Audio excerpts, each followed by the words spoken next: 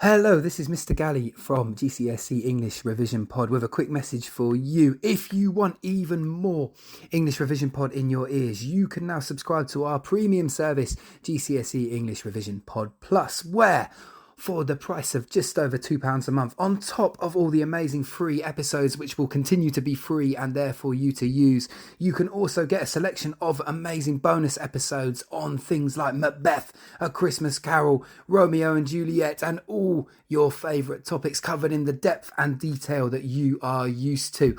If you are interested in getting even more GCSE English Revision Pod, all you've got to do is click the link at the top of this episode description where you can subscribe to GCSE English Revision Pod Plus. Will say, the writer uses personification to make things seem frightening. Now, that might be absolutely correct, but unless you've particularly pulled apart how the writer's creation of this idea of something being alive leads to the fear and tension, then you won't get very good marks for this question.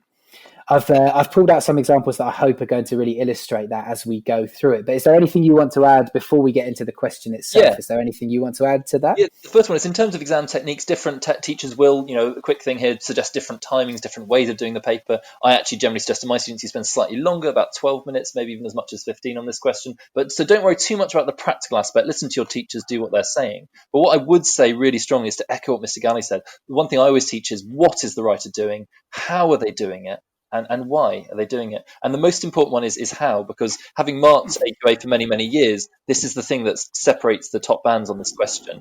How are you doing it? How is meaning created through the connotations of words, through the effects of metaphors? And particularly, we're going to want to really look at figurative language.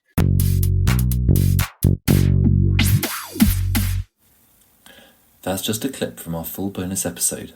To hear the rest, subscribe via the link in the show notes.